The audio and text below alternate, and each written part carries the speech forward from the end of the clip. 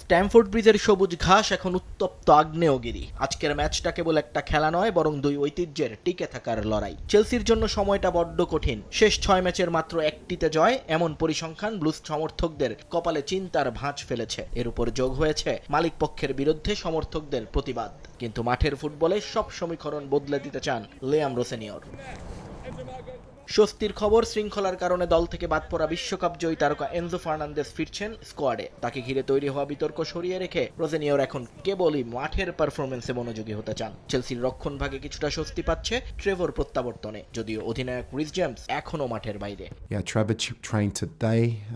Enzo দলের সাথে ফিরছে এবং সে খুব ভালোভাবে অনুশীলন করছে। ফুটবলারদের ইনজুরি দল নির্বাচনের ক্ষেত্রে খুব স্বাভাবিক প্রক্রিয়ার মতোই। আপনাকে সেই জিনিসগুলোর উপর নজর দিতে হবে যা আপনার নিয়ন্ত্রণে আছে, যেমন আমাদের পারফরমেন্স, নিজেদের বিশ্লেষণ করা এবং প্রতিপক্ষকে বোঝা। আমাদের দলে খুব ভালো কিছু খেলোয়াড় আছে যারা ব্যবধান করে দিতে পারে। অন্যদিকে ম্যানচেস্টার ইউনাইটেডের গল্পটা একেবারেই ভিন্ন। লিডস ইউনাইটেডের কাছে হার তাদের আত্মবিশ্বাসে কিছুটা চোট দিলেও টেবিলের 3 নম্বর স্থানটা এখনও তাদের দখলে। তবে অন্তর্বর্তীকালীন কোচ মাইকেল ক্যারিকের দুশ্চিন্তা রক্ষণভাগ নিয়ে। লিসান্ড্রো মার্টিনেজ আর হ্যারি ম্যাগুয়ারের নিষেধাজ্ঞা ইউনাইটেডের রক্ষণকে নড়বড়ে করে দিয়েছে। ক্যারিক জানেন স্ট্যামফোর্ড ব্রিজের লড়াইটা কতটা কঠিন। তারপরও তার ভরসা দলের লড়াকু মানসিকতার উপর। এটা খুবই গুরুত্বপূর্ণ ম্যাচ।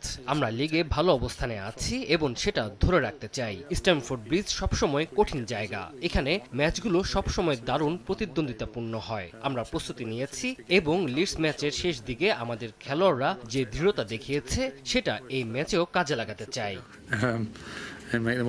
ইতিহাস বলছে এই দু দলের শেষ 6 দেখায় গোল হয়েছে 22টি, অর্থাৎ আক্রমণ ভাগের লড়াইটা একেবারে জমজমাট। একদিকে চেলসির গোল খরা কাটানোর চ্যালেঞ্জ, অন্যদিকে ব্রুনো ফার্নান্দেজ এবং আমাদ দিয়ালোর গতির কাছে চেলসির রক্ষণকে পরাস্ত করার পরিকল্পনা ইউনাইটেডের। ম্যাচটা শুধু তাই 3 পয়েন্টের নয়, বরং দু দলের কাছেই সম্মানের।